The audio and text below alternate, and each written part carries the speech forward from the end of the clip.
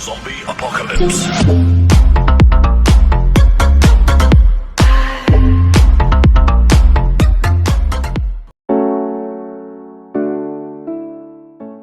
हमारी दुनिया कितनी खूबसूरत है ना। पर इस दुनिया में सब अपनी रोज की जिंदगी में बिजी रहते हैं। पर क्या आपने कभी सोचा है कि ये ब्रह्मांड जिसमें आप इतने सालों से रह रहे हो, इसकी शुरुआत कैसे हुई? जितनी घटनाएं हुई है उसकी शुरुआत कहाँ से हुई? वैज्ञानिकों को ये पता चला कि हमारा ब्रह्मांड चारों ओर से फैल रहा है। ये ब्रह्मांड हर एक सेकेंड साइज में बढ़ते जा रहा है। तो ये जानने के लिए कि इस ब्रह्मांड की शुरुआत कैसे हुई, हमें सिर्फ समय को रोकना होगा और पीछे जाना होगा। चलिए थोड़ा पीछे चलते हैं, कुछ ज़्यादा ही पीछे।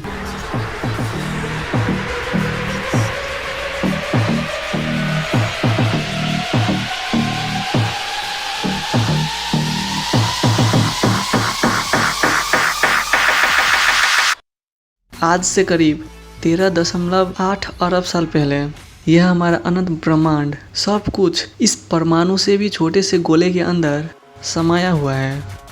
इस ब्रह्मांड में जो भी होने वाले हैं, इस ब्रह्मांड में जो भी घटना घटने वाली है, सब इसमें मौजूद है।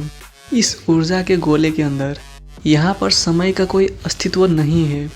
पर अभी दुनिया जिसे हम जानते हैं वो सब की शुरुआत होने वाली है। किसी रहस्यमय कारण के चलते एक एटम के साइज से भी छोटा ब्रह्मांड अचानक अपने अस्तित्व में आया।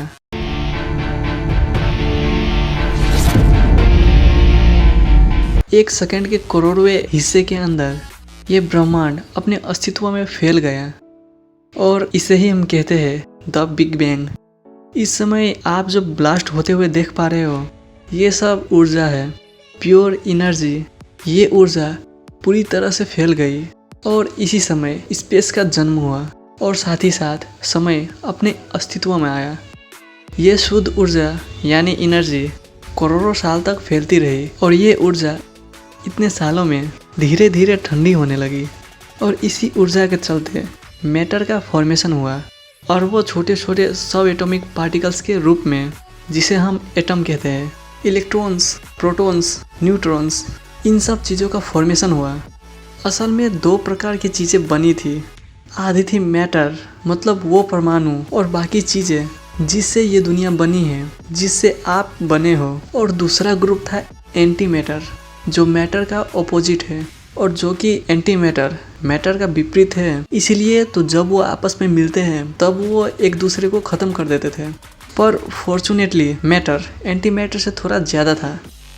सब खत्म होने के बाद एक मैटर का गोला बच गया था और उसके विपरीत और कुछ नहीं था जो उसे ख़त्म कर सके। इसलिए उसका विस्फोट हो गया, जो कि हम लोगों के लिए बहुत ही लकी था, क्योंकि इसी एक गोले से अब पूरी दुनिया बनने वाली है। इसी एक मैटर के गोले के चलते तारों और ग्रहों वाले ब्रह्मांड अस्तित्व में आया। शुरू की बिग बैंग के चलते ये ब्रह्मांड अस्तित्व में आया और मैटर के गोले के इस विस्फोट के चलते ब्रह्मांड की अंदर की चीज़ें अस्तित्व में आई। उस गोले के ब्लास्ट होने के बाद सब कुछ ठंडा हुआ और आखिर में जाकर सब कुछ बनना शुरू हुआ। धूल जैसे दिखने वाली इस ब्रह्मांड में एक फोर्स अपना काम करने लगा। उस फोर्स के चलते हर एक एटम आपस में जुड़ने लगे, एक दूसरे की तरफ आकर्षित होने लगे। और ये फोर्स कोई और फोर्स नहीं, ये है फोर्स ऑफ ग्रेविटी यानी गुरुत्वाकर्षण बल। शुरुआत में इस ब्रह्मांड में ज़्यादातर हाइड्रोजन के एटम्स एग्जिस्ट करते थे। गुरुत्वाकर्षण बल उस हाइड्रोजन के परमाणु को आपस में कंप्रेस करने लगा। जिस जगह हाइड्रोजन के परमाणु गुरुत्वाकर्षण बल के चलते सामने आते थे, उस जगह का तापमान लाखों डिग्री तक पहुंच जाता था। कंप्रेस होते होते जब एक जगह की टेम्परेचर 1 करोड़ डिग्री तक पहुंच गई, तब एक प्रक्रिया शुरू हो गई जिसे न्यूक्लियर फ्यूजन कहते हैं।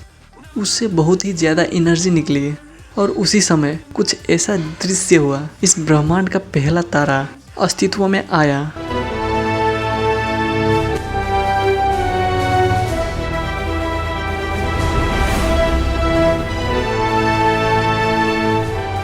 फिर इस तारे को अपना एक दोस्त मिल गया और इसी प्रक्रिया से शुरुआत में 200-300 तारे बने और लाखों साल के अंतराल करोड़ों तारे अस्तित्व में आ गए।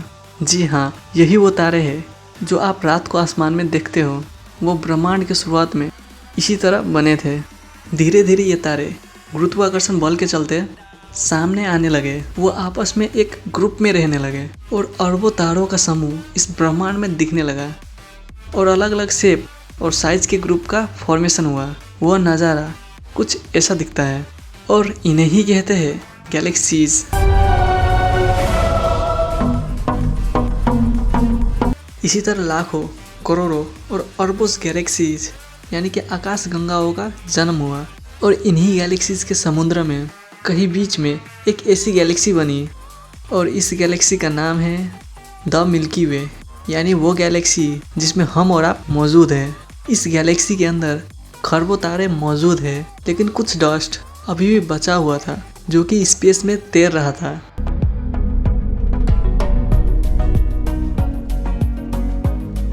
पर हजारों साल के अंतराल में ग्रेविटी अपनी पावर दिखाने लगी। जो डस्ट मौजूद थी वो भी गुरुत्वाकर्षण बल के चलते आपस में सामने आने लगी और इसी परिस्थिति के बीच में बहुत सारे प्लैनेट्स यानी ग्रह बनने लगा। सारे एस्ट्रॉइड जैसी दिखने वाली टुकड़े ग्रेविटी के चलते आपस में मिलने लगे।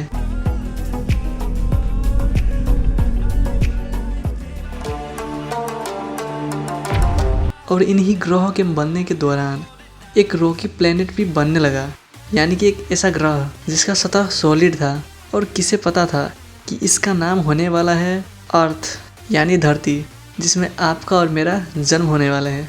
सॉलिड टुकड़े आपस में जुड़ के प्लैनेट तो बन गए, लेकिन जो बचे कुचे प्योर हाइड्रोजन के एटम थे वो भी आपस में मिलने लगे।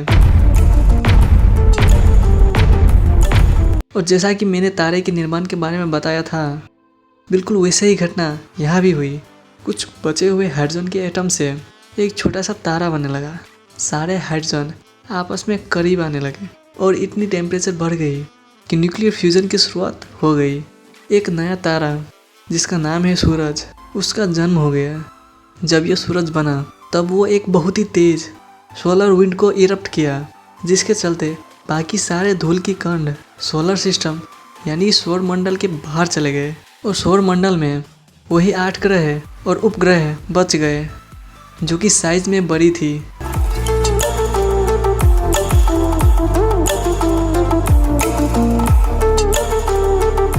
और सौर मंडल वैसा दिखने लगा जैसा वो अभी दिखता है। सोलर सिस्टम की बाहरी तरफ बहुत सारे गैस के प्लैनेट्स बन चुके थे, जैसे जुपिटर यानी बृहस्पति, सैटर्न यानी शनि ग्रह, यूरेनस यानी अरुण ग्रह और नेपट्यून यानी वरुण ग्रह। और सोलर सिस्टम के अंदर के तरफ इन रॉकी प्लैनेट्स का जन्म हो गया था, यानी ठोस सतह वाले ग्रह, जैसे मर्क्यूरी यानी बुध ग्रह, वीनस यानी शुक्र ग्रह, मार्स यानी मंगल ग्रह और आखिर में हमारी प्यारी सी धरती।